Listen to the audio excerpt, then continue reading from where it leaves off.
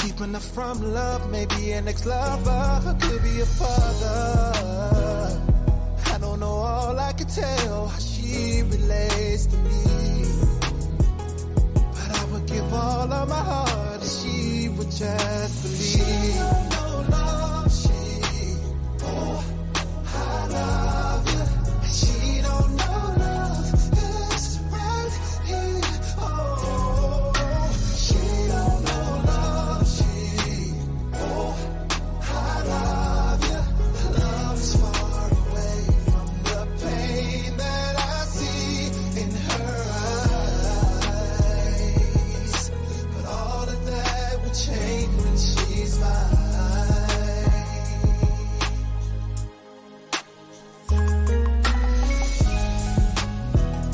It's more than sexual. I'm a reflection of the feeling that's in your soul.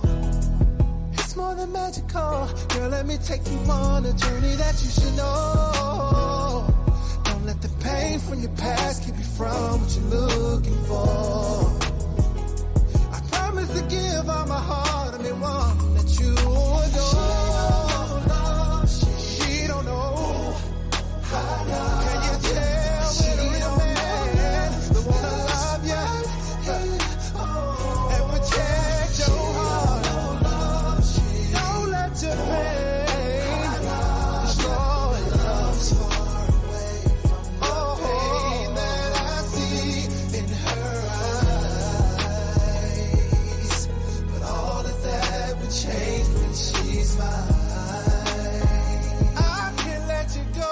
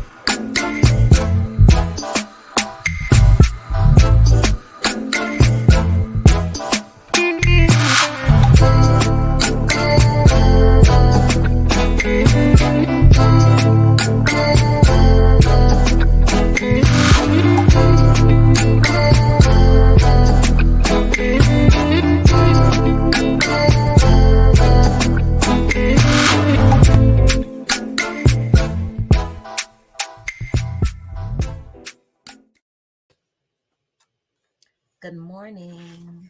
Good morning, YouTube. Good morning, universe. Good morning, sunshines. Good morning, and good morning. It is Memorial Day. Enjoy your day. Thank you for the service. So yeah, I thought I was gonna get on the weekend, but since it's an extended weekend, I allowed myself some space yesterday. And here I am. Of course, I gotta do this early because my people, they still sleep. And I gotta get out of here because I got, it's warm outside now. I got my bike to ride outside. I have been enjoying it. So I'm going to get started. Hopefully I can get finished with chapter 5. We are on the pain body. We are in the book, A New Earth. My name is Organized Chaos. Thank you for being here. If you would be so kind as to like and subscribe if you'd like to. My channel is evolving. It is more of a not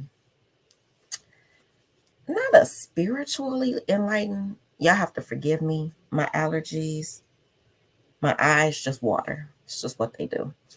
Um, it's not necessarily enlightenment. It is, I think, enrichment to life. Definitely not religious. I am not a religious being. I am a very spiritually sound being. But I also am hoping to create a space so that the future generations of me, young ladies like me, or older ladies like me, being 50 is a weird space. You're not young. I don't feel old, but I don't feel young either. It's just weird.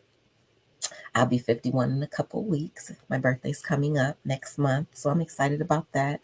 But other than that, life is good. This is my first year as an administrator in a school, and I have encountered racism this year. I have encountered the very definition of backstabbing this year. It's just been interesting. I've learned a lot, I've grown a lot, and I am very thankful that I am capable of using my voice and not being afraid to use my voice. So I speak clearly, I use data, and yeah, I call things as they are. So it's been a really interesting year. I have absolutely loved all of it. It's been one of the most stressful years of my career, and I wouldn't change it for anything. I learned so much. Okay, so anyway, we'll see if any of my weekly or last week's events can correlate with anything we're going to read today from chapter 5, The Pain Body. The greater part of most people's thinking is involuntary, automatic, and repetitive. It is no more than a kind of mental static and fulfills no real purpose. Strictly speaking, you don't think. Thinking happens to you. The statement, I think, implies volition. It implies that you have a say in the matter, that there is choice involved on your part. For most people, this is not yet the case. I think is just as false a statement as I digest or I circulate my blood. Digestion happens, circulation happens, thinking happens. The voice in the head has a life of its own. Most people are at the mercy of that voice. They are possessed by thought, by mind. And since the mind is conditioned by the past, you are then forced to reenact the past again and again. The Eastern term for this is karma. When you are identified with that voice, you don't know this, of course. If you knew it, you would no longer be possessed because you are only truly possessed when you mistake the possessing entity for who you are. This, or that is to say, when you become it.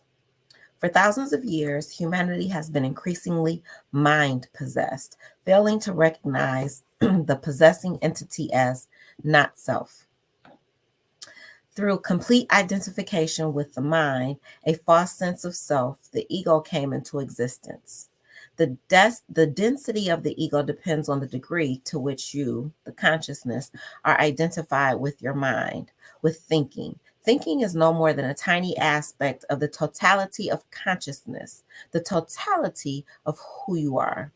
The degree of identification with the mind differs from person to person.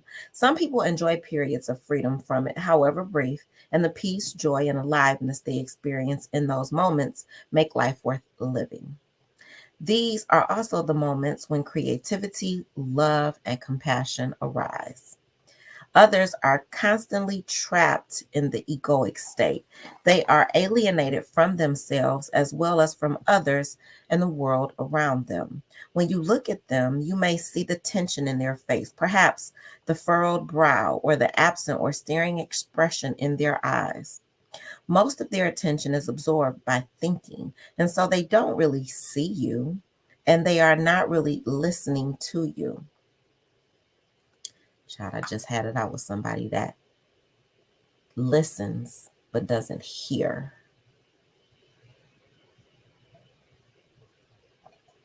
I've never seen anything like it in my life. I've never experienced an energy that I had to kind of work with that listened but didn't hear. You don't hear anything I'm saying. You're like, girl, I said that.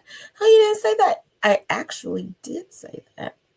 And then we'll make up stuff about stuff that you actually didn't say. It's the weirdest thing I've ever seen. But it happened to me this year. That was a brand new energy and a brand new experience. They are not present in any situation, their attention being either in the past or future, which, of course, exists only in the mind as thought forms, or they relate to you through some kind of role they play and so are not themselves. Most people are alienated from who they are, and some are alienated to such a degree that the way they behave and interact is recognized as phony by almost everyone, except those who are equally phony, equally alienated from who they are. Alienation means you don't feel at ease in any situation, any place, or with any person, not even yourself. You are always trying to get home, but never feel at home. Some of the greatest writers of the 20th century, such as Franz Kafka, Albert Camus, T.S. Eliot, and James Joyce, recognized alienation as the universal dilemma of human existence, probably felt it deeply within themselves, and so were able to express it brilliantly in their works. They don't offer a solution. Their contribution is to show us a reflection of the human predicament so that we can see it more clearly. To see one's predicament clearly is a first step toward going beyond it. All right, the birth of emotion. This year was, I think professionally, I really learned how to control my emotions better. Better is the key word for me because I was still very emotional. I'm a woman, I'm a female, so I have a very emotional reaction to a lot of stuff. But I learned to control those emotions and not let those emotions control me. I learned to humble myself. I learned to be quiet when I needed to be so that I could collect the data. If you run off of emotions, your data will be skewed because you're going to collect emotional data. I didn't want emotional data in the information that I collected this year on everything that I was doing new. I wanted clear, clean, crisp, precise, accurate information. And so I had to learn to bottle my emotions and set them to the side and focus on what I was experiencing, focus on the facts, and focus on making sure I documented my journey accurately, not emotionally, factually. It saved my ass because I had a colleague come for me in the worst kind of way this year, y'all. It was a terrible, terrible thing this person did or tried to do, because the weapons will be formed. The weapon's going to be formed, right? The Bible says, the no weapon formed shall prosper. It didn't say no weapon wouldn't be formed. It said, no weapon formed shall prosper. The weapon was formed. I had no idea what the weapon was going to look like. The weapon was formed for your girl. It did not prosper. Yeah. Good morning, Foxy. Hey, girl. Hey. About to get on my flight to Arkansas. Enjoy your much deserved vacation, staycation, workcation, trip. Boo. Be safe and enjoy.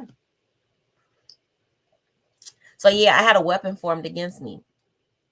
And when it came for me, I was ready because I hadn't moved emotionally all year. And it was hard not to be an emotional creature all year. It required me to use all of the stuff that I learned from Eckhart. I just had to be present.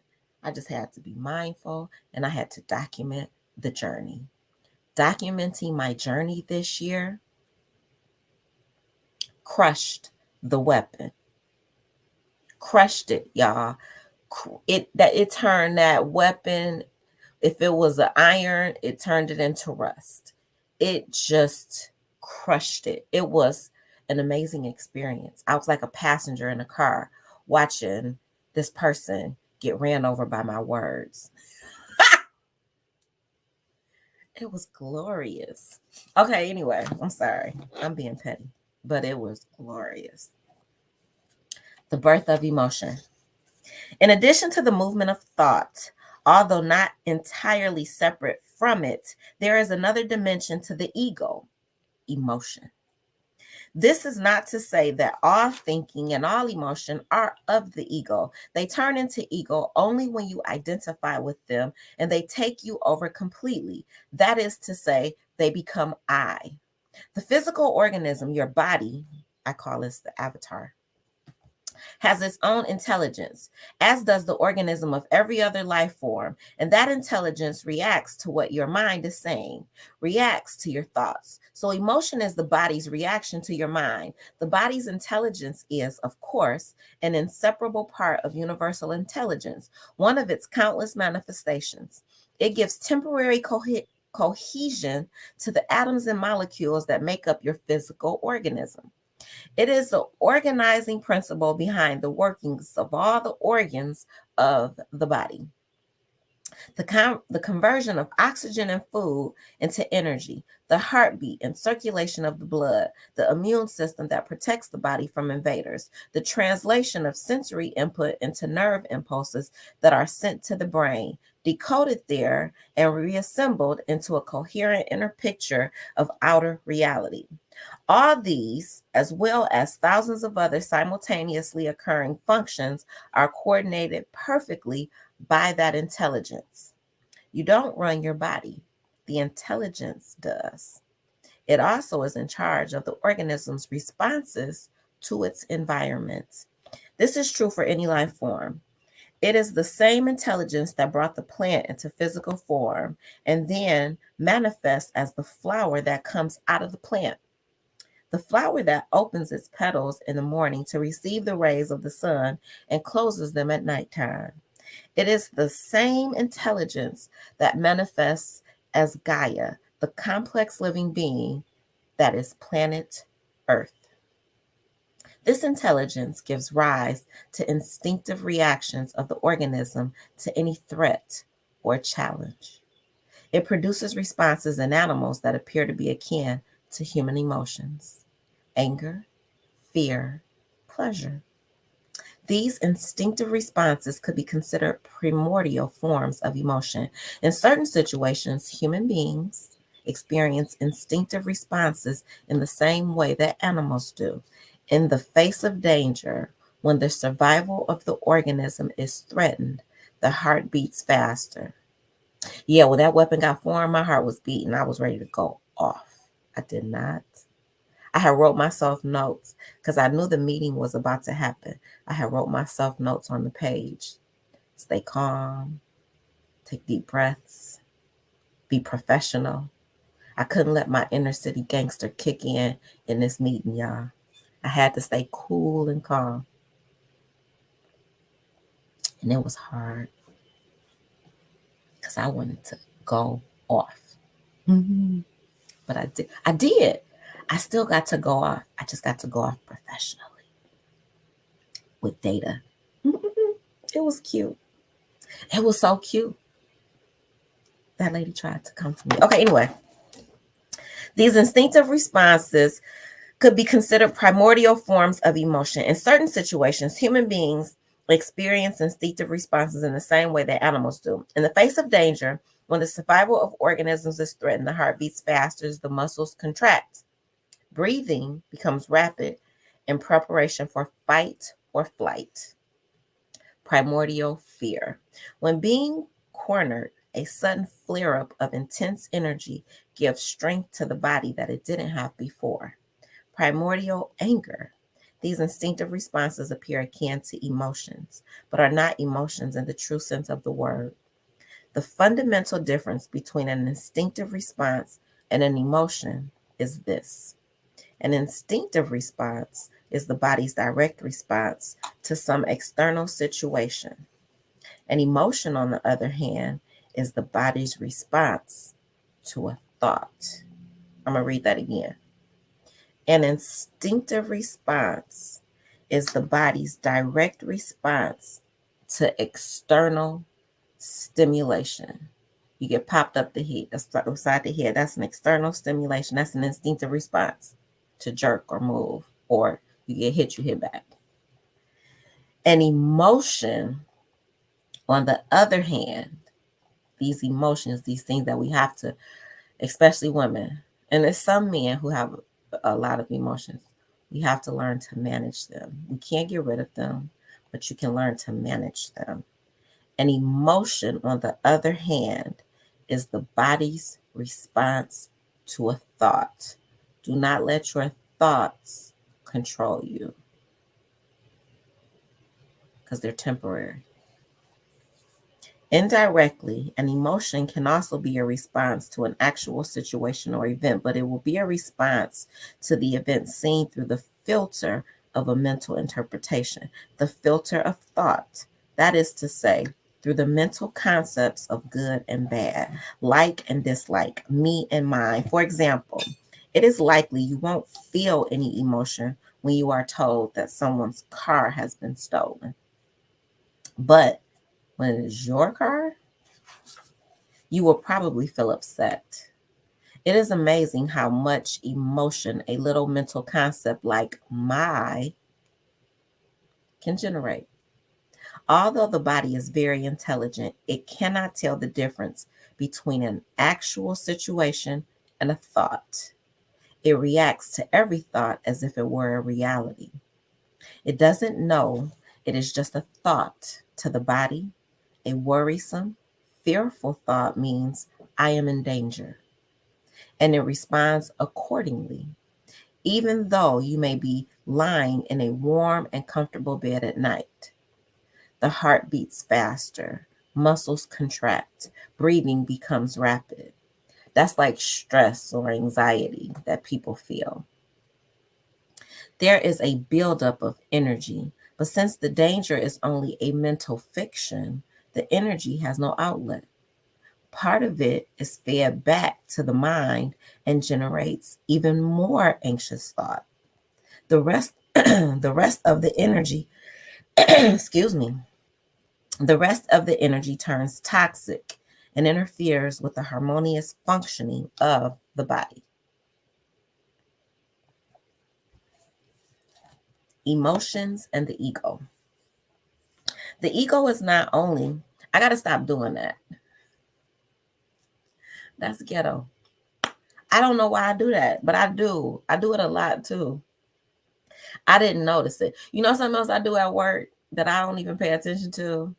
I don't care if it's a female or if it's a male. I'll be like, girl. Like when stuff is really good and I want to tell all the tea, I'll be like, girl. And the people at work be like, I know you like me when you say girl. I'd be like, girl, did you know? Girl, did you hear? I got to stop doing that. I'm going to work on that. I'm going to work on saying girl and popping my mouth. Child.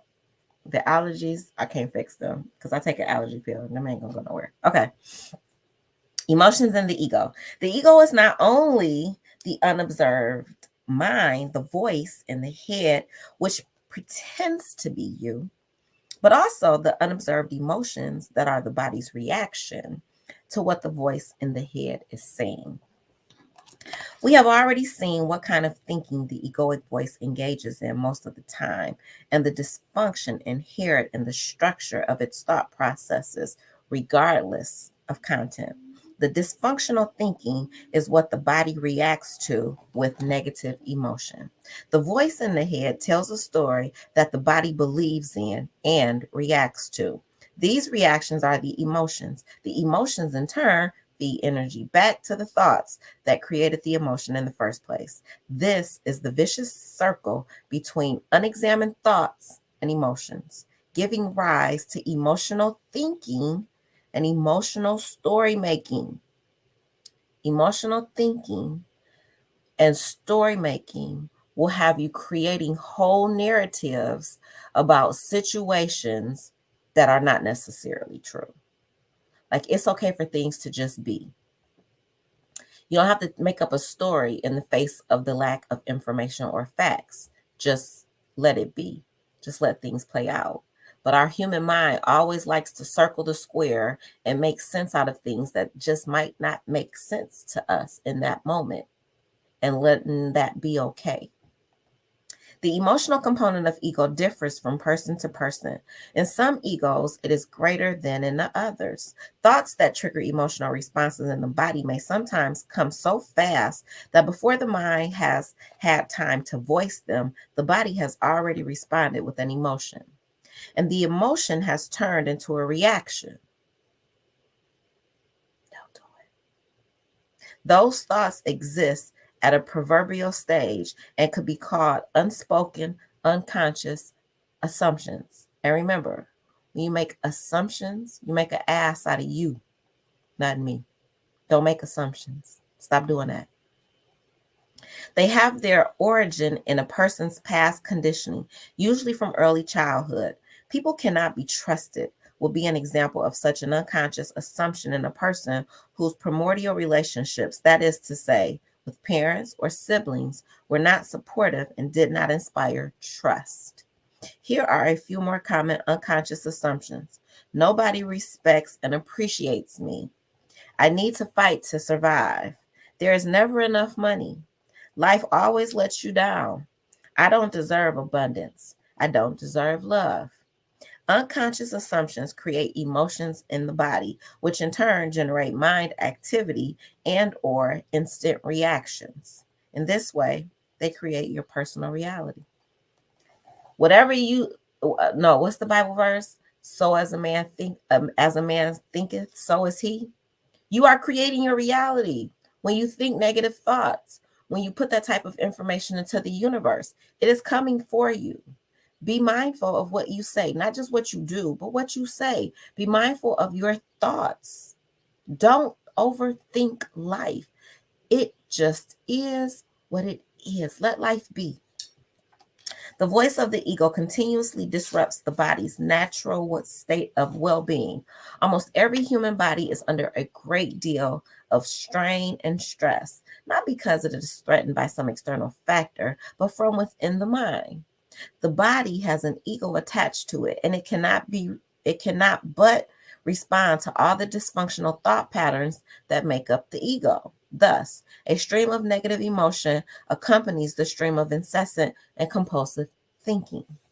What is a negative emotion? An emotion that is toxic to the body and interferes with its balance and harmonious functioning. Fear, anxiety, anger, bearing a grudge, sadness, hatred, intense dislike, jealousy, envy, all disrupt the energy flow through the body, affect the heart, the immune system, digestion, production of hormones, and so on. Even mainstream medicine, although it knows very little about how the ego operates yet, is beginning to recognize the connection between negative emotional states and physical disease. An emotion that does harm to the body also infects the people you come into contact with and that you come into contact with, and indirectly through a process of chain reaction, countless others you never meet. There is a generic term for all negative emotions: unhappiness. Do positive emotions then have the opposite effect on the physical body? Do they strengthen the immune system, invigorate and heal the body? They do indeed. But we need to differentiate between positive emotions that are ego generated and deeper emotions that emanate from the natural state of connectedness with being. Hold on one second, y'all. I gotta do that. Positive emotions generated by the ego already contain within themselves their opposite, into which they can quickly turn. Here are some examples. What the ego calls love is possessiveness and addictive clinging that can turn into hate within a second. That's why I play that song at the beginning. The lyrics, she don't know love. I'm learning that love is not like, especially like the relationship, male, female love. I don't believe I've ever experienced true love, ever in my life. Ever. I've been married, divorced, got 2 kids. I really don't believe I've experienced true love. Not in that way. My kids are like the first example, and my parents, as I get older, like I appreciate them so much more than I ever did growing up. But like true male, female, like love like that, I don't know what that is. I've never experienced it. That's that submissive type love. Never been there, ever. Don't know that I will. Maybe it's not for me. Who knows? But I've identified, girl, you don't even know what that is. I don't. I still got so much to learn. Don't think because you are a big number in life that you know a lot. You know, you've lived life, but to experience all of what life has, you will never experience all of the things in life. You just won't. It's too much. But there are some things that I would like to experience while I'm still here. We'll see. We'll see how that works out. All right. Here are some examples. What the egos call, I said that already. Anticipation about an upcoming event, which is the ego's over-evaluation of future, easily turns into its opposite, letdown or disappointment. When the event is over or doesn't fulfill the ego's expectations, praise and recognition make you feel alive and happy one day. Being criticized or ignored makes you dejected and unhappy the next. The pleasure of a wild party turns into bleakness and a hangover the next morning. There is not good without bad, no high without low. Ego-generated emotions are derived from the mind's identification with external factors, which are, of course, all unstable and liable to change at any moment. The deeper emotions are not really emotions at all, but states of being. Emotions exist within the realm of opposites. States of being can be obscured, but they have no opposite. They emanate from within you as the love, joy, and peace that are aspects of your true nature. The duck with the human mind. The duck with the human mind? That's the name of this section. In The Power of Now, I mentioned my observation that after 2 ducks get into a fight, which never lasts long, they will separate and float off in opposite directions. Then each duck will flap its wings vigorously a few times, thus releasing the surplus of energy that built up during the fight. After they flap their wings, they float on peacefully as if nothing had ever happened. If the duck had a human mind, it would keep the fight alive by thinking, by story making. This will probably be the duck's story. I don't believe that he just did what he just did. He came to within 5 inches of me. He thinks he owns this pond. He has no consideration for my private space. I'll never trust him again. Next time he'll try something else just to annoy me. I'm sure he's plotting something already, but I'm not going to stand for this. I'll teach him a lesson he won't forget. And on and on and on. The mind spits its tails, still thinking and talking about its days, months, or years later. As far as the body is concerned, the fight is still continuing, and the energy it generates in response to all those thoughts is emotion, which in turn generates more thinking. This becomes the emotional thinking of the ego. You can see how problematic the duck's life would become if it had a human mind. But this is how most humans live all the time. No situation or event is ever really finished. The mind and the mind made me and my story keep it going. We are a species that has lost its way. Everything natural, every flower or tree, and every animal have important lessons to teach us if we will only stop, look, and listen. Our duck's lesson is this: flap your wings, which translates as let go of the story and return to the only place of power, the present moment. All right, carrying the past. The inability, or rather unwillingness, of the human mind to let go of the past is beautifully illustrated in the story of 2 Zen monks, Tanzan and Ikido, who were walking along a country road that had become extremely muddy after heavy rains. Near a village, they came upon a young woman who was trying to cross the road, but the mud was so deep it would have ruined the silk kimono she was wearing. Tanzan at once picked her up and carried her to the other side. The monks walked on in silence. 5 hours later, as they were approaching the lodging temple, Akito couldn't restrain himself any longer.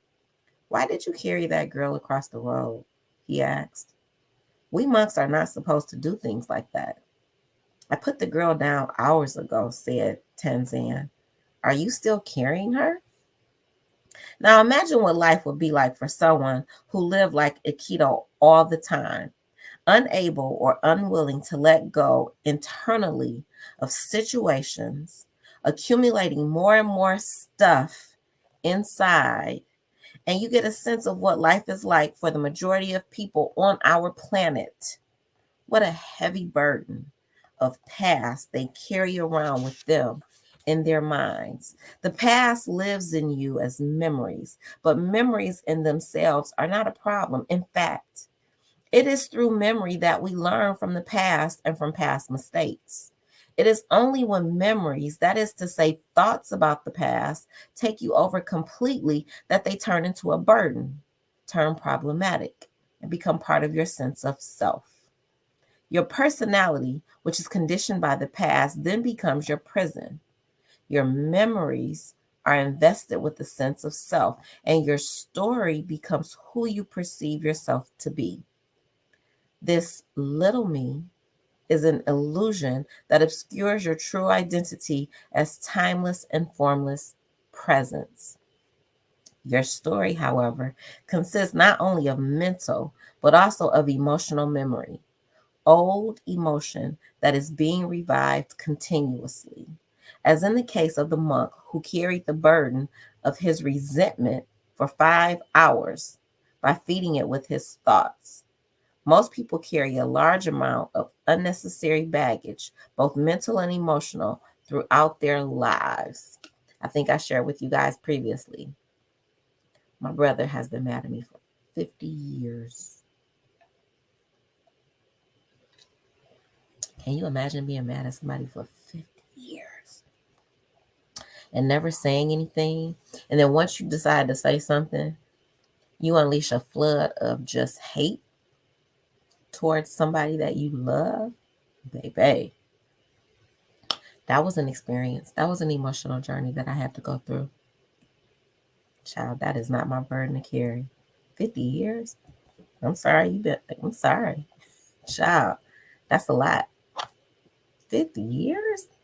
No, no, and no. They limit themselves through grievances, regret, hostility, guilt.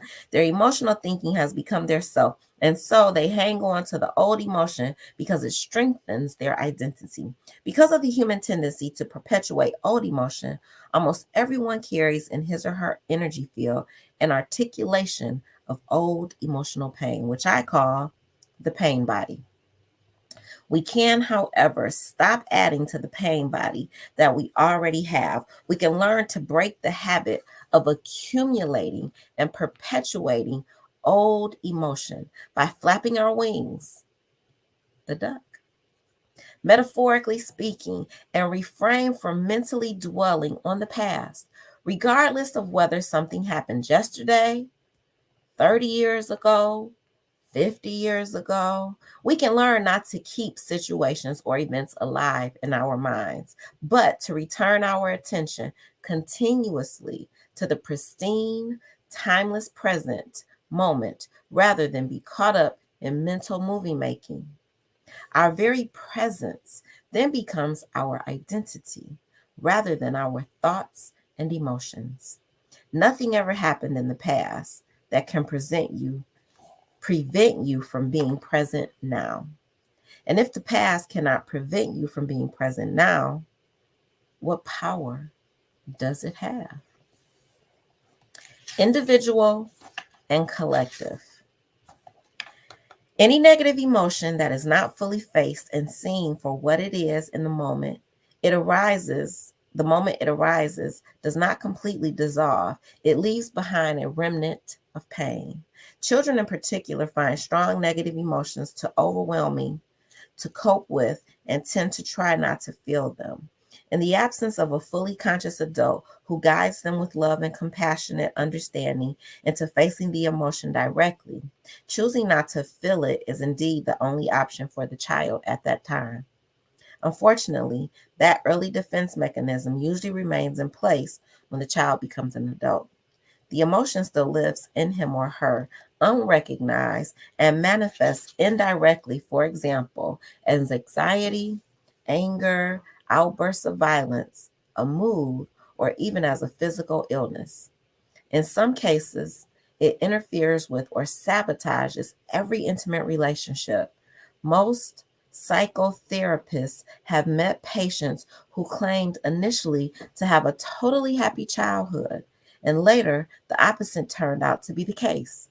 Those may be the more extreme cases, but nobody can go through childhood without suffering emotional pain, even if both of your parents were enlightened.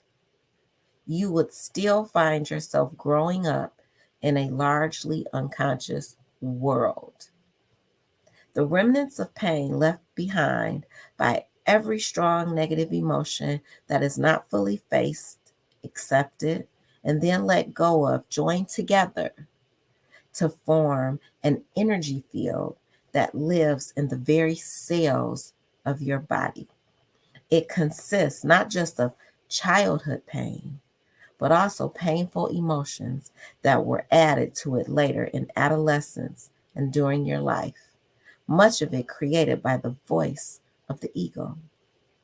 It is the emotional pain that is your unavoidable companion when a false, intense sense of self is is based on your life. This energy field of old but still very much alive emotion that lives in almost every human being is the pain body. The pain body, however, is not just individual in nature.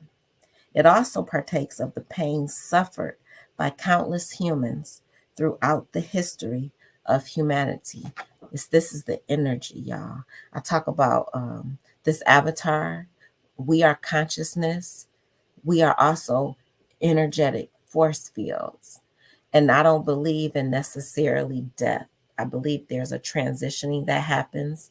The consciousness evolves, and that energy still lives. Energy does not die, it transforms. This is this consciousness that he's speaking of. The pain body, however, is not just individual in nature. It also partakes of the pain suffered by countless humans throughout the history of humanity, which is a history of continuous tribal warfare, of enslavement, pillage, rape, torture, and other forms of violence. This pain still lives in the collective psyche of humanity and is being added to on a daily basis. As you can verify when you watch the news tonight or look at the drama in people's relationships, this collective pain body is probably encoded within every human's DNA, although we haven't discovered it there yet. Every newborn who comes into the world already carries an emotional pain body. In some it is heavier, more dense than in others. Some babies are quite happy most of the time. Others seem to carry an enormous amount of unhappiness with them. It is true that some babies cry a great deal because they are not given enough love and attention, but others cry for no apparent reason, almost as if they were trying to make everyone around them as unhappy as they are, and often they succeed. They have come into this world with a heavy share of human pain. Other babies may cry frequently because they can sense the emanation of their mother's and father's negative emotion. and it causes them pain and also causes their pain body to grow already by absorbing energy from the parents' pain bodies. We put this information, we put this into the DNA of our babies. It is so important for us to start resolving our own traumas and pains before we bring other human beings through us into this universe. Whatever the case may be, as the baby's physical body grows, so does the pain body. An infant with only a light pain body is not necessarily going to be a spiritually more advanced man or woman than somebody with a dense one. In fact, the opposite is often the case. People with heavy pain bodies usually have a better chance to awaken spiritually than those with a relatively light one. Whereas some of them do remain trapped in their heavy pain bodies. Many others reach a point where they cannot live with their unhappiness any longer, and so their motivation to awaken becomes strong. Why is the suffering body of Christ, his face distorted in agony and his body bleeding from countless wounds, such a significant image in the collective consciousness of humanity? Millions of people, particularly in medieval times, would not have related to it as deeply as they did if something within themselves had not resonated with it. If they had not unconsciously recognized it as an outer representation of their own inner reality, the pain body, they were not yet conscious enough to recognize it directly within themselves. But it was the beginning of their becoming aware of it. Christ can be seen as the archetypal human, embodying both the pain and the possibility of transcendence.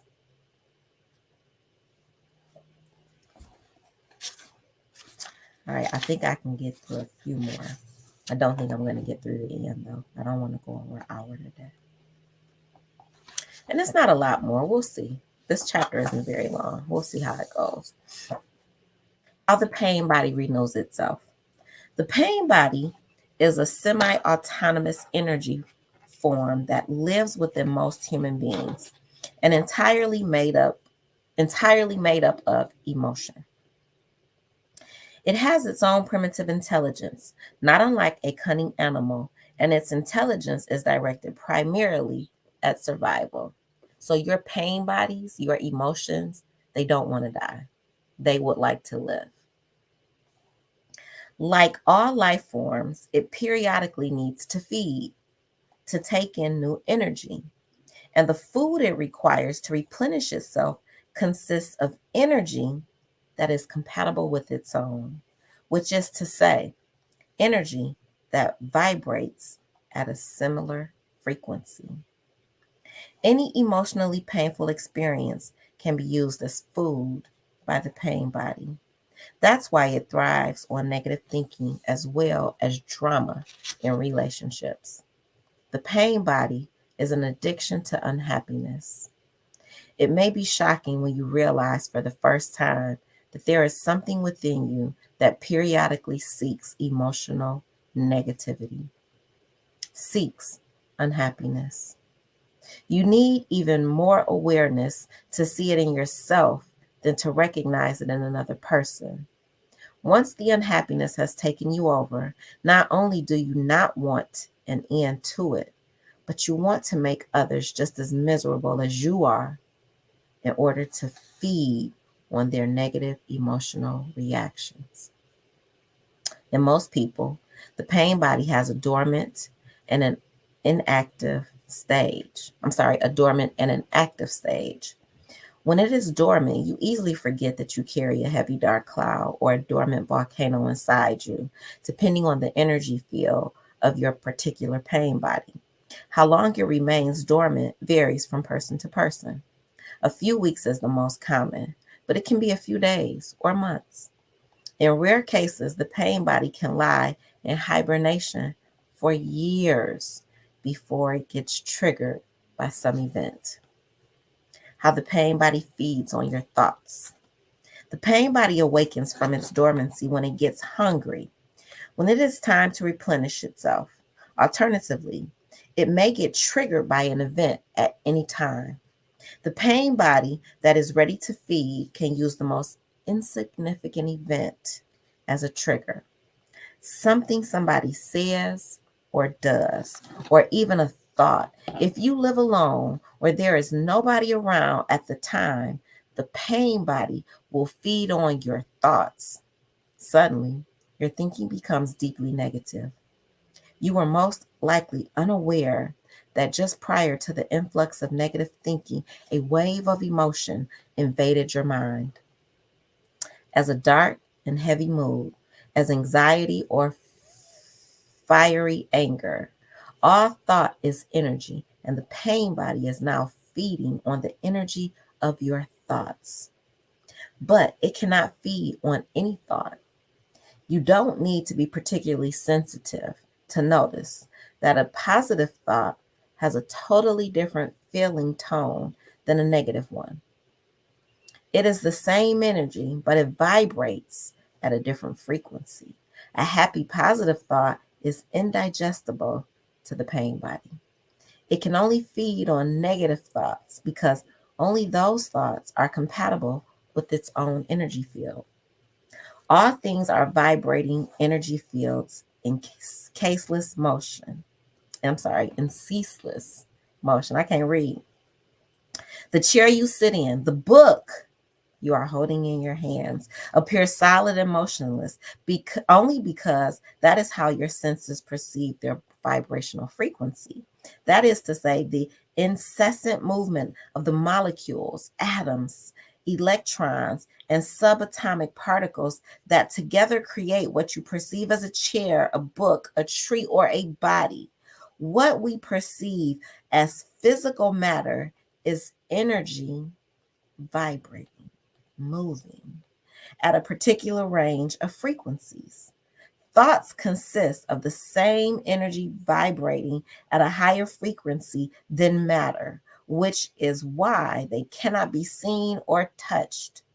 Thoughts have their own range of frequencies, with negative thoughts at the lower end of the scale and positive thoughts at the higher.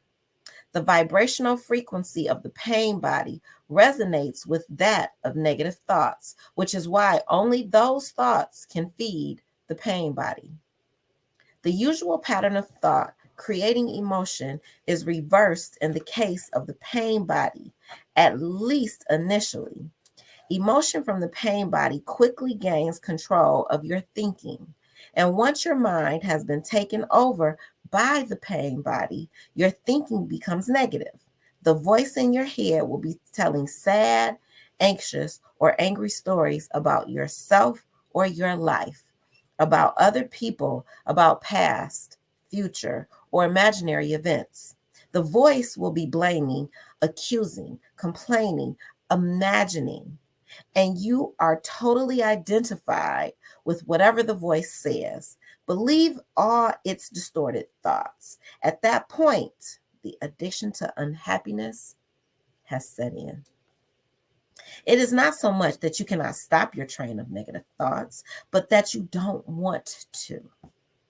This is because the pain body at that time is living through you, pretending to be you. And to the pain body, pain is pleasure. It eagerly devours every negative thought.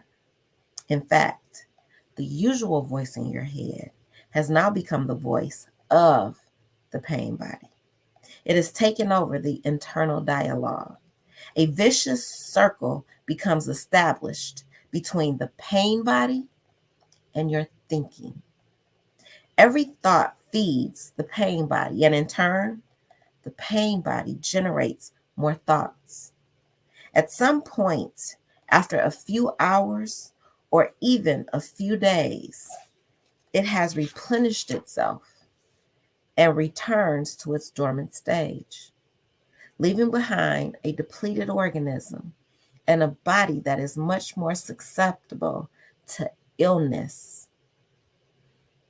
Negative thinking, feeding pain bodies can lead to illness.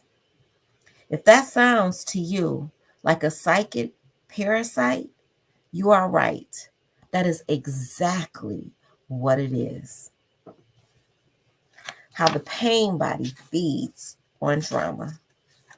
If there are other people around, preferably your partner or a close family member, the pain body will attempt to provoke them, push their buttons, as the expression goes, so it can feed on the ensuing drama.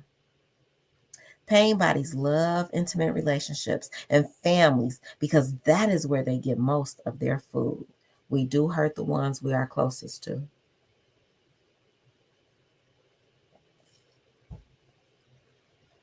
That's why when people say, I loved you at some point, and now that love has turned into hate, I'm trying to reframe that in my mind.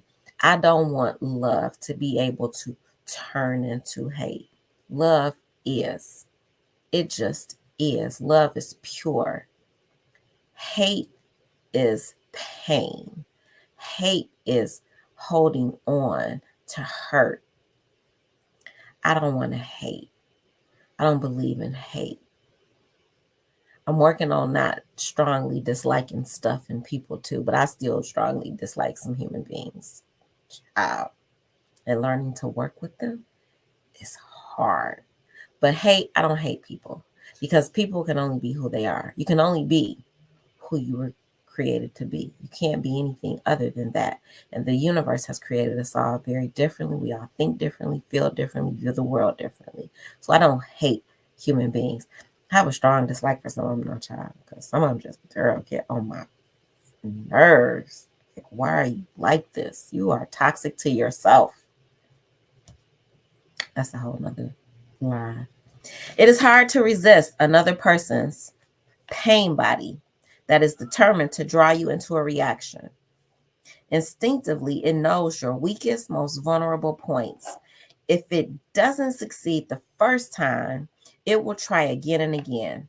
It is raw emotion looking for more emotion. The other person's pain body wants to awaken yours so that both pain bodies can mutually energize each other. Many relationships go through violent and destructive pain body episodes at regular intervals. It is almost unbearably painful for a young child to have to witness the emotional violence of their parents' pain bodies, and yet that is the fate of millions of children all over the world, the nightmare of their daily existence. That is also one of the main ways in which the human pain body is passed on from generation to generation. After each episode, the partners make up, and there is an interval of relative peace to the limited extent that the ego allows it. Excessive consumption of alcohol will often activate the pain body, particularly in men, but also in some women. When a person becomes drunk, he goes through a complete personality change as the pain body takes him over. Spirits, that's why they call alcohol spirits. Facts. A deeply unconscious person whose pain body habitually replenishes itself through physical violence often directs it towards his spouse or children. When he becomes sober, he is truly sorry and may say he will never do this again. And he means it. The person who is talking and making promises, however, is not the entity that commits the violence. And so you can be sure that it will happen again and again unless he becomes present, recognizes the pain body within himself, and thus disidentifies from it. In some cases, counseling can help him do that and stop him drinking. Good morning, beautiful Shalom. Hey, girl, hey.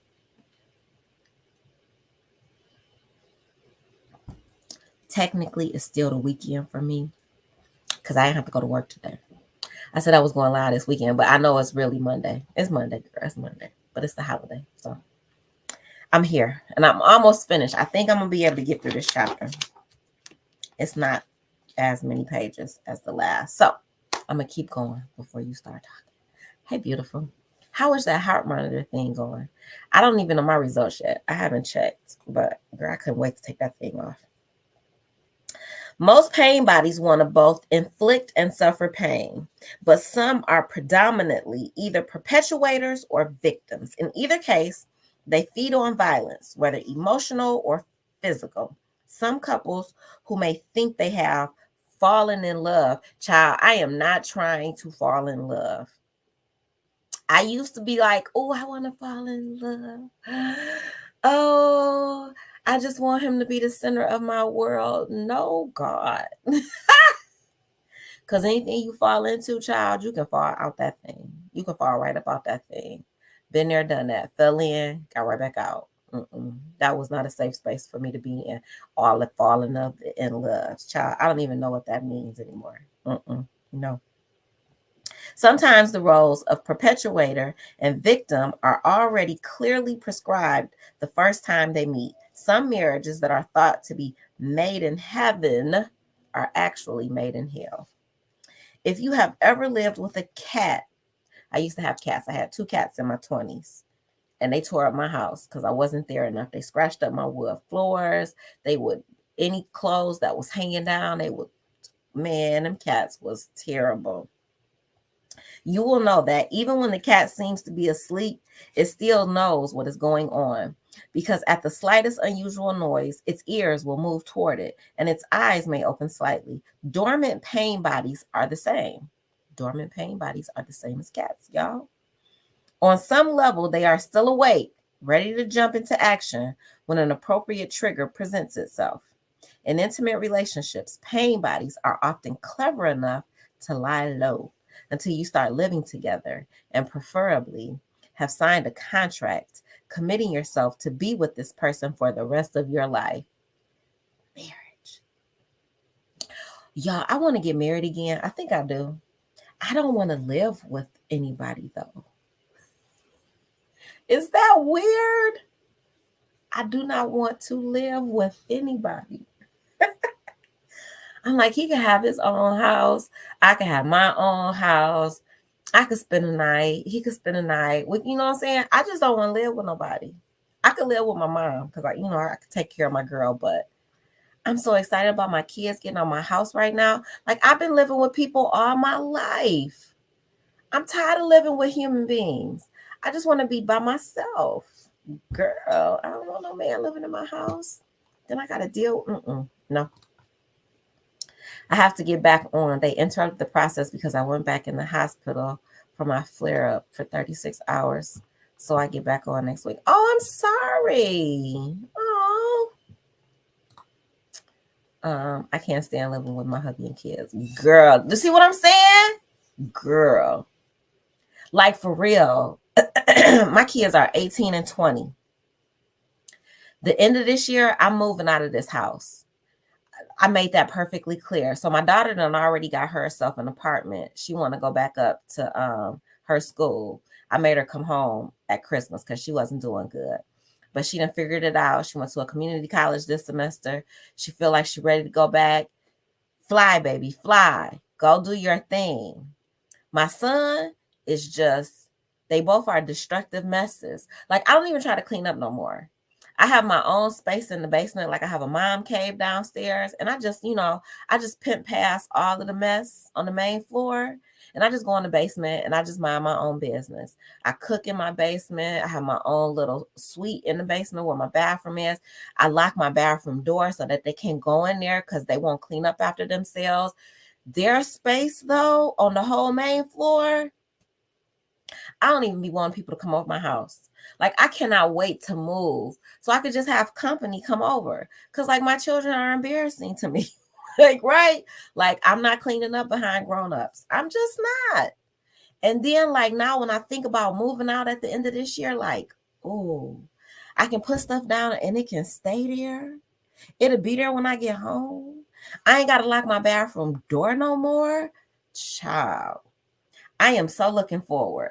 I only live by myself. My daughter was born. I was 31 when I had my daughter. I graduated from college when I was 21. So I might have lived by myself for like 10 years. That's it. That's all. I done had 10 years by myself. I need more. I need more. 10 years by myself. In a 50-year lifespan, I've only lived by myself for 10 years. Child, I got so much more living to do. I'm ready. And I don't want nobody in my space. Beautiful says, I'm very particular. Even went down to how you sit on furniture. Girl, do you remember that plastic? I grew up with plastic on the furniture. And that big rug, like if it flipped over, you was gonna tear the bottom of your feet up. In my mama's house, in my big mama's house, girl, don't do that. Don't put plastic on your furniture. What's the point? It's gonna keep it, because the sun's still gonna get to it and fade it. Like it's still gonna do stuff. Like, girl, you sit on the furniture. YOLO. You only live once. But I understand, beautiful. Like I be wanting the stuff to stay and I want it to stay neat and pristine. But okay, let me finish this book, child. See, this is how I get off track, and then it'd be too long, and then I can't finish the chapter. I'm finishing today. I'm not messing with you, beautiful. You don't just marry your wife or husband, you also marry her or his pain body. Pain. They tear up your pillows. I had a dog. I had a COVID dog. Love was the dog's name. I had to say bye to Love. I had to rehome Love because Love tore up the house. The kids wouldn't help take care of the baby. Like it was too much. I've been raising kids for 20 years. I'm not about to raise a dog too. No. Y'all wanted a dog, not me. No, we had to rehome that baby. Okay, anyway, that dog tore up all my pillows too and ate up the couch. I had 2 couches. I have none now because the dog ate the couches up. And I refuse to buy furniture until I move. I just refuse. I'm not doing it. I'm not buying. I want everybody to be uncomfortable. That's going to make everybody get out even faster. Facts. You don't just marry your wife or husband. You also marry her or his pain body, and your spouse marries yours. So you marry, it's about 4 or 5 of y'all, maybe 6 of y'all up in the same space. Get to know all of the people. Get to know them all. It can be quite a shock when, perhaps not long after moving in together or after the honeymoon, you find suddenly one day there is a complete personality change in your partner. Her voice becomes harsh or shrill as she accuses you, blames you, or shouts at you, most likely over a relatively trivial matter, or she becomes totally withdrawn. That is me. I'm not going to scream and holler. I'm just going to shut it down. I shut it down. I shut it down in real life.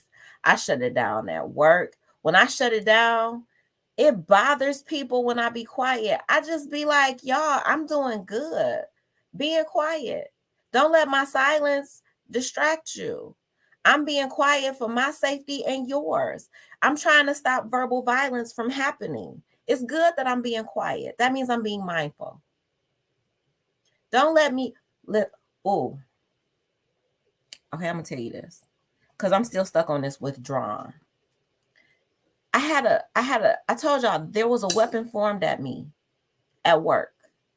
I had somebody who thought that I got her. A colleague thought I got her. They had me. So much so that they was going to show me up in front of the boss, right? Got you. Claimed we was friends, but you gonna got me in front of the boss. I am the bone collector. I collect data. I collect facts. Like literally, it's just how I live life. I'm such a weirdo that I check text. If I text you too much, not my girlfriends, my guy friends. If I text you too much and I see that I've over text you and I've texted you more than you text me or called you more than you called me, that's data to me. I'm about to back up off of that. This lady thought she had me. And then when we got to the end of this very long conversation, she even mentioned the fact that I get quiet at work. So the boss was like, well, wait a minute. Is she doing what you asked her to do? Like, is she doing her job?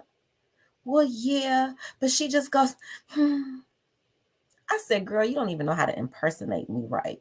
What is that? Girl, that's not even how I operate. I'm cooler than that. She was trying to act like because I get quiet, it was a problem. And the boss was like, wait a minute. You tripping because she be quiet. I said, it's better for me to speak in the vernacular of silence than to say something that's going to get me in trouble, than to say something that's going to come back to haunt me. Like, I'm doing good, girl, being quiet with you. Well, you're quiet with me, but you're not always quiet with everybody else. It's because I like those people.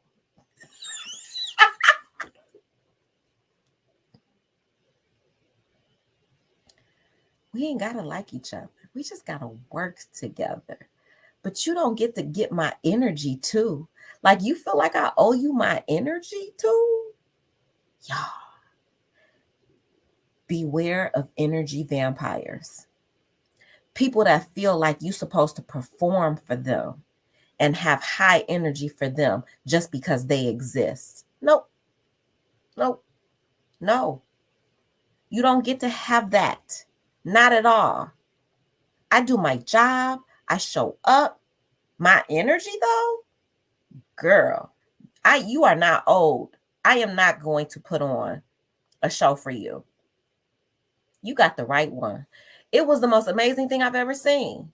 Like, did this lady just sit up here and complain because I shut down at work and won't talk to her?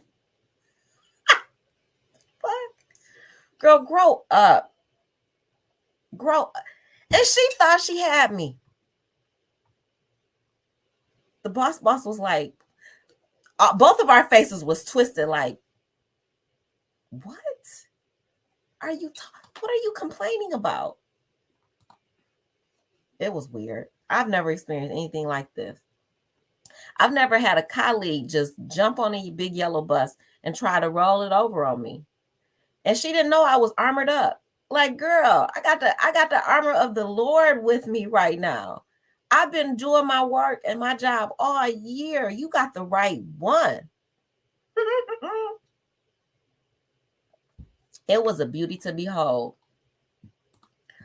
Yes, baby, we are not transferring energy with low vibrational beings whose intent, girl, she's a straight up agent of chaos. And then is mad because I peeped her game and stopped playing with her. That's basically what I did. I was like, yeah, I don't like how you play the game. I don't want to play with you no more, girl. But you in charge of me. You the boss of me. So just tell me what you need me to do. That's all I got to do. I ain't got to do nothing else. I don't got to go above and beyond for you. I don't owe you that type of energy. It was the weirdest thing. Energy vampires. Yes. Agents of chaos. Okay, I'm finishing. Okay, or she becomes totally withdrawn. What's wrong, you ask? Nothing is wrong, she says. But the intensely hostile energy she emanates is saying everything is wrong. I don't even feel like I give that kind of energy though. When I shut down, I just be quiet. I really do. But it could be like, I don't know what's on the receiving end of my energy when I shut down. It can be not nice. I know. I do it to my kids. I've done it to my children before. I ain't gonna lie. Mostly the boy child, not the girl child. The girl child is sweet as pie. But the boy child, I be having to shut him off because I don't want to mess up my relationship with my son. And sometimes I be ready to just go off the deep end because emotions. And I refuse to let the emotions get in the way of my relationship. So I just have to shut her down. And he don't like it. He don't like that kind of energy from me either. So I don't know. I can only imagine what the receiving end of my shutdown energy is, especially for an energy vampire that really feels like that they're old, that type of energy. I don't know what that's like. And I've never thought other human beings have ever owed me any type of energy. I really don't care. So I don't know. That's an experience that I don't have because I'm not an energy vampire. I am the energy. I am the party child. I don't be looking for nobody else's energy. I got it when I need to have it. And if I don't want to have it, I turn it off. Flat out. I can control it. When you look into her eyes, there is no light in them anymore. It is It is as if a heavy veil has descended, and the being you know and love, which before was able to shine through her ego, is now totally obscured. A complete stranger seems to be looking back at you, and in her eyes there is hatred, hostility, bitterness, or anger. I don't feel like I just be blank. I have nothing. Nothing is there for me. When she speaks to you, it is not your spouse or partner who is speaking, but the pain body speaking through them. Whatever she is saying is the pain body's version of reality, a reality completely distorted by fear, hostility, anger, and a desire to inflict and receive more pain. At this point, you may wonder whether this is your partner's real face that you had never seen before, or whether you made a dreadful mistake in choosing this person.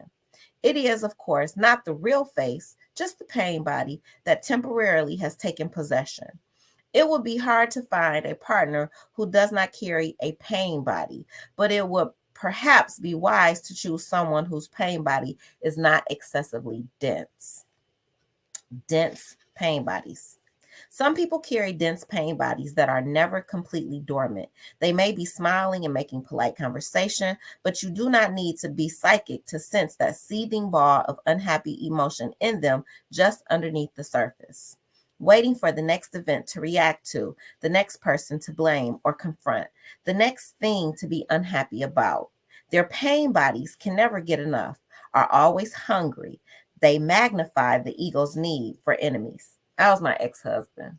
My ex-husband was like, if something, he couldn't just be peaceful. Anytime we had moments of just cool, chill, something was always wrong. Like he always found a way to complain or like just weird. Like it was the weirdest thing. I've never seen anybody just, you just can't be happy. Like it just wasn't, it wasn't comfortable for him to be happy or to have peace. Through their reactivity, relatively insignificant matters are blown up out of all proportion as they try to pull other people into their drama by getting them to react. Some get involved in protracted and ultimately pointless battles or court cases with organizations or individuals. Others are consumed by obsessive hatred toward an ex spouse or partner. Unaware of the pain they carry inside, they, by their reaction, they project the pain into events and situations. But this is why, like when I speak about my ex, it is really important, y'all. We have to forgive people, especially when we have children by people that we are no longer with. We cannot raise healthy human beings if we have hatred toward their parent. It is not acceptable. It is not safe. You are creating more bigger pain bodies in these human beings that you've created. You are creating ultimate warrior type pain bodies that these children will have to resolve at some point, or you are completing or just continuing this cycle that is not healthy. You got to be the one to break the cycle. He might not like you. She might not like you. You don't put that onto your kids. Find a way to find peace with that relationship and raise those kids as positively and as healthily as you can. How can you hate a person and look at another little human being that looks exactly like them and claim that you love them and that you can pour into them, but you hate the person that they look just like? Make it make sense. Due to a complete lack of self-awareness, they cannot tell the difference between an event and their reaction to the event. To them, the unhappiness and even the pain itself is out there in the event or situation. Being unconscious of their inner state, they don't even know that they are deeply unhappy, that they are suffering. Sometimes people with such dense pain bodies become activists fighting for a cause. The cause may indeed be worthy, and they are sometimes successful at first in getting things done. However, the negative energy that flows into what they say and do, and their unconscious need for enemies and conflict tend to generate increasing opposition to their cause. Usually, they also end up creating enemies within their own organization because wherever they go, they find reasons for feeling bad. And so their pain body continues to find exactly what it is looking for. Entertainment, the media, and the pain body. And we are almost done, y'all. I have this section, 1, 2, 3 more. We're almost done. We're almost at the end of this chapter. We're going to finish it. Entertainment, the media, and the pain body. If you are not familiar with our contemporary civilization, if you had come here from another age or another planet, one of the things that would amaze you is that millions of people love and pay money to watch humans kill and inflict pain on each other and call it entertainment. It has been like that since the beginning of times, and it will be like that until the end of times. We literally pay for violence.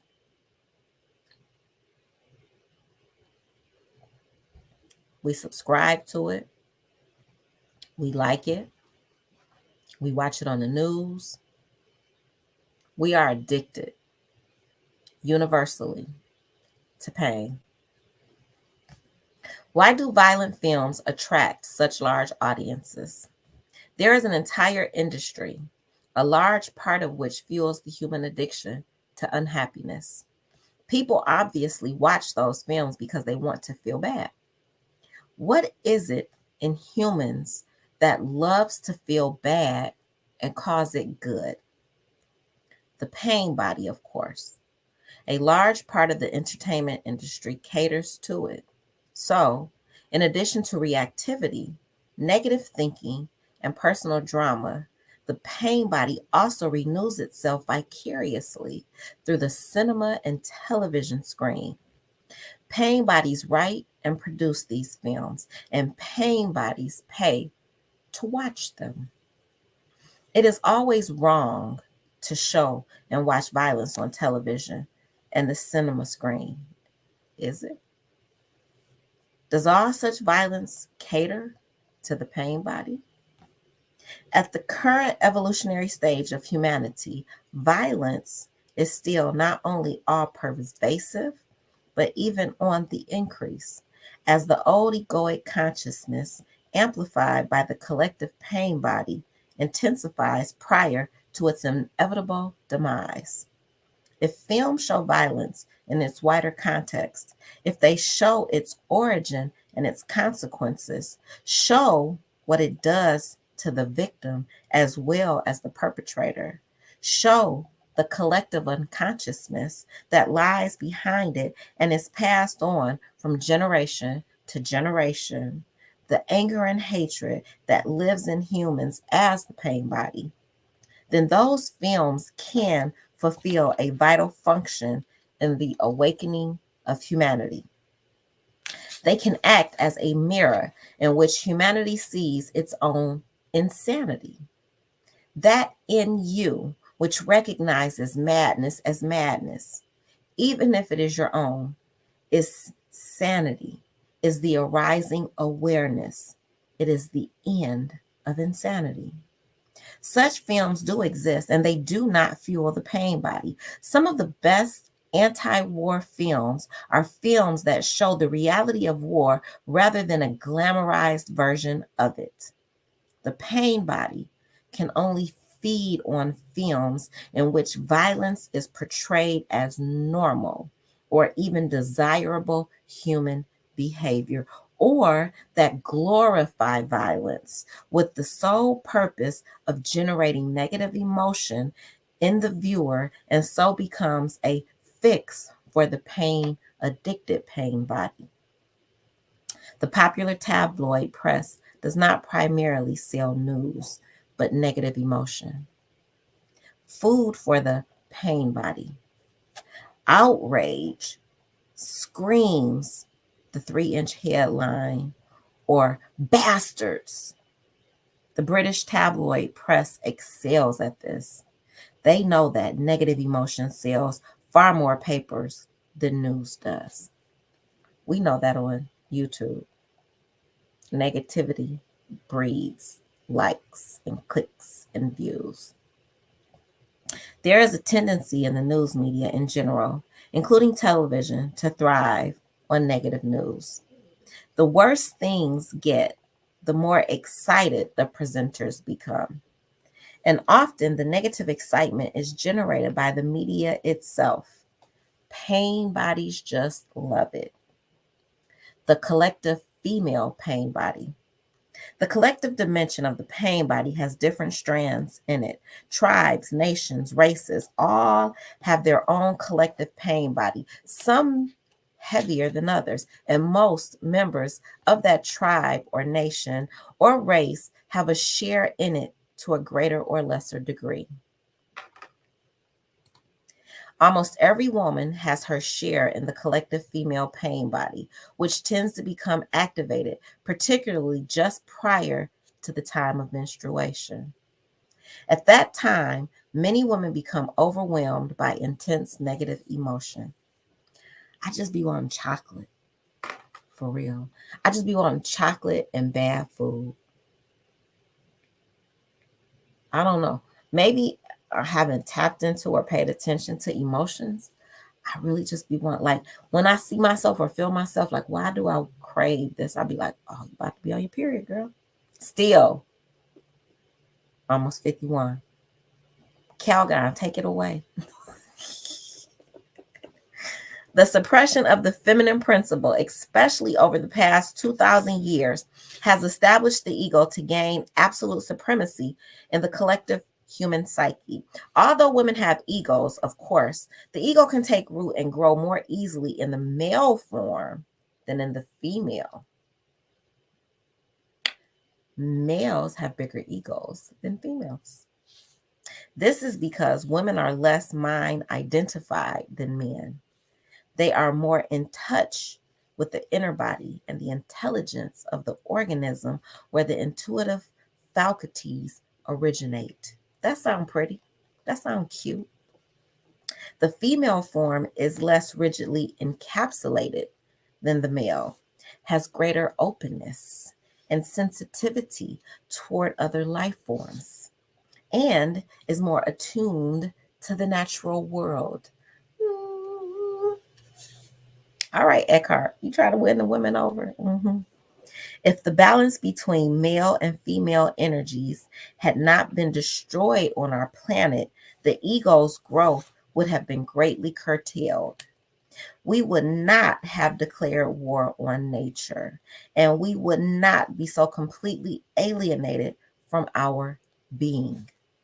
Nobody knows the exact figure because records were not kept, but it seems certain that during a 300-year period, between 3 and 5 million women were tortured and killed by the Holy Inquisition, an institution founded by the Roman Catholic Church to suppress heresy.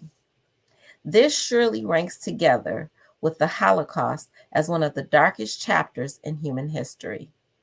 It was enough for a woman to show a love for animals, walk alone in the fields or woods, or gather medicinal plants to be branded a witch, then tortured and burned at the stake. The sacred feminine was declared demonic, and an entire dimension largely disappeared from human experience. Other cultures and religions, such as Judaism, Islam, and even Buddhism, also suppress the female dimension, although in a less violent way. Women's status was reduced to being childbearers and men's property. Males who denied the feminine, even within themselves, were now running the world, a world that was totally out of balance. The rest is history, or rather, a case history of insanity. Who was responsible for this fear of the feminine that could only be described as acute collective paranoia? We could say, of course, men were responsible. But then, why, in many ancient pre-Christian civilizations, such as the Sumerian, Egyptian, and Celtic, were women respected and the feminine principle not feared but revered. What is it that suddenly made men feel threatened by the female? And we see that lived out today, right? The manosphere space. Like, how are so many men anti-women or anti-black women? Like, who you gonna procreate with? Another man? Like, you just gonna, like, women are just like make it make sense. Y'all don't want women to exist? This thinking, this consciousness is still around. The evolving ego in them, it knew it could gain full control of our planet through the male form.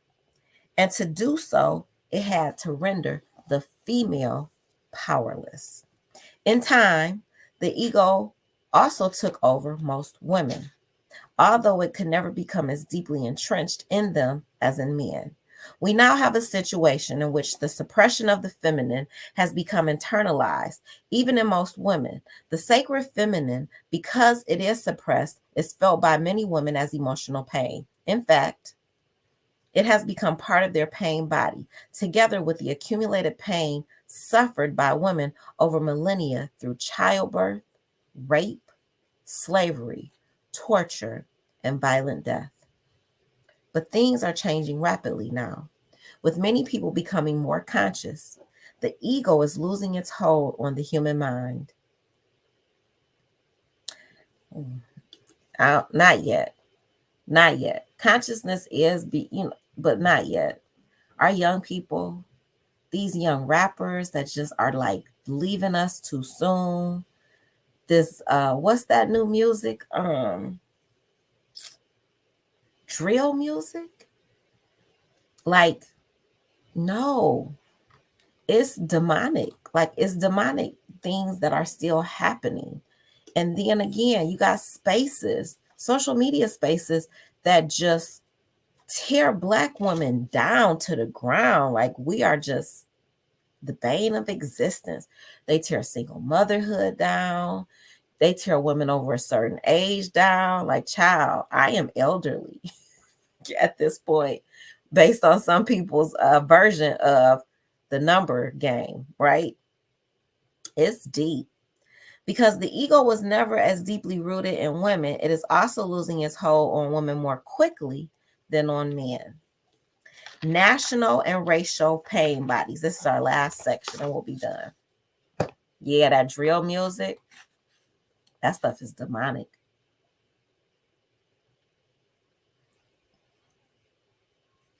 And then those young rappers, they sign in deals, they do something demonic, and then they out of here. Their music gets to live on. They get to make other people rich, and their family, their kids are left behind because you were gangster or you like just demonic. Drill music is real in New York. Is it?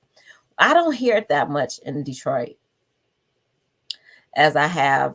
Like, I know it's in Chicago a lot. Or I just am not tuned in. I don't even listen to the radio. So it could be much more prevalent than I'm aware of, child. But I don't even watch TV. I can't watch TV. I can't listen to it. I'm just a weirdo in my life right now. I'm not in tune with a lot of this stuff on social media. I don't be knowing. These YouTube folks, all the hatred towards Black women and exploitation. It's weird. And it's weird. Like, I don't even understand it.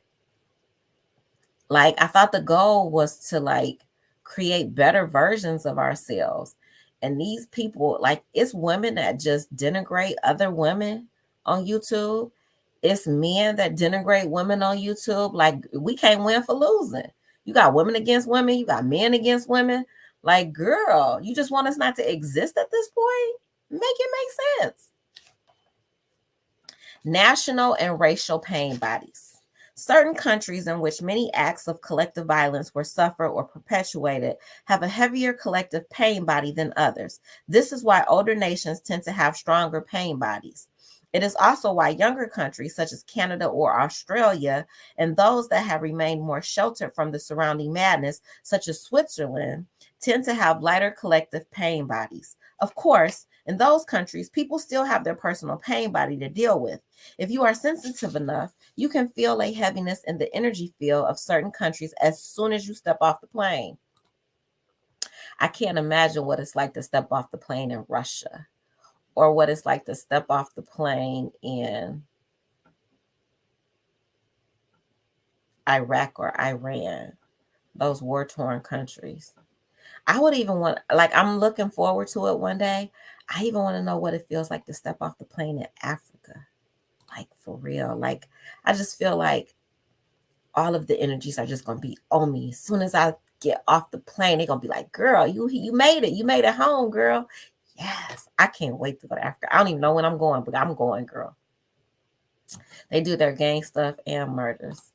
So many indictments have come down in the boroughs because of drill. That is so sad. That is so sad.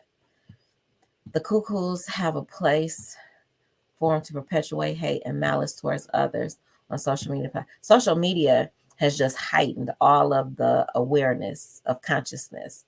Like, consciousness and social media have collided. And if we don't do something to bring it back to at least, like, I worry about the future. I worry about, but not like worry like something's gonna change. Like, everything is happening exactly the way that it's supposed to. But baby, social media is toxic.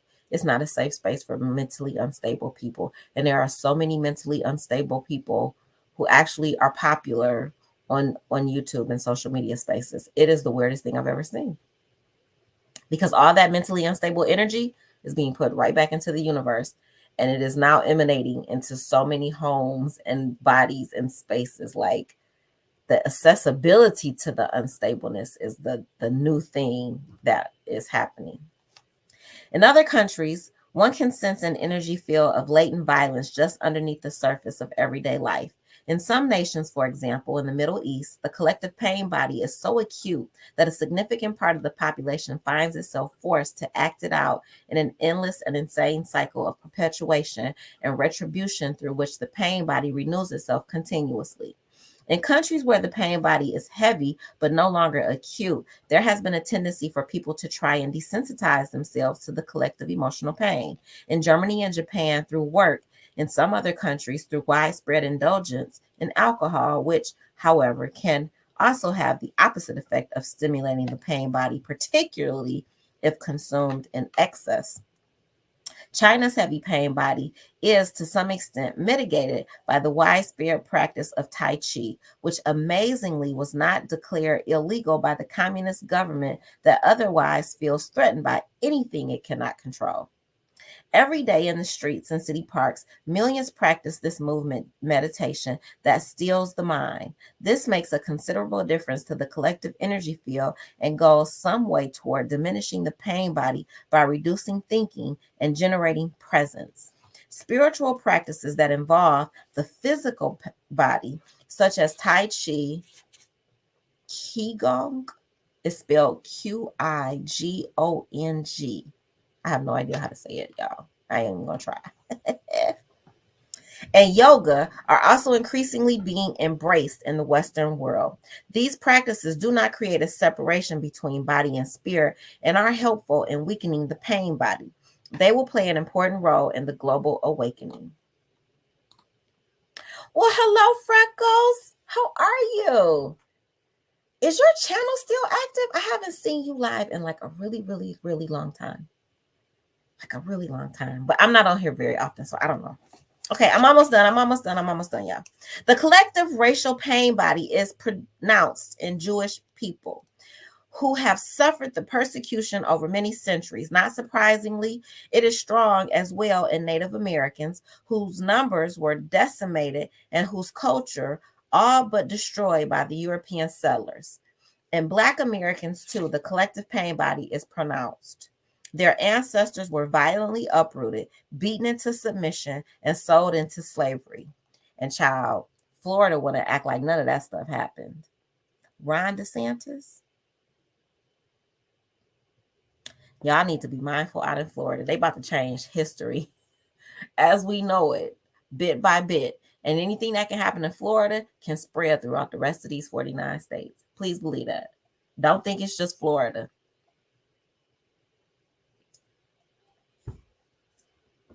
The foundation of American economic prosperity rested on the labor of 4 to 5 million Black slaves. In fact, the suffering inflicted on Native and Black Americans has not remained confined to those two races, but has become part of the collective American pain body. It is always the case that both victim and perpetrator suffer the consequences of any acts of violence, oppression, or brutality. For what you do to others, you do to yourself. It doesn't really matter what proportion of your pain body belongs to your nation or race, or what proportion is personal. In either case, you can only go beyond it by taking responsibility for your inner state now. Even if blame seems more than justified, as long as you blame others, you keep feeding the pain body with your thoughts and remain trapped in your ego. There is only one perpetrator of evil on the planet: human unconsciousness.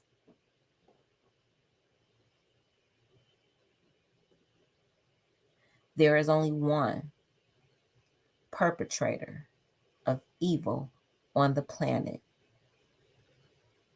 Stop saying the devil this, the devil that. No, you are the demonic energy that is residing within yourself. It's you.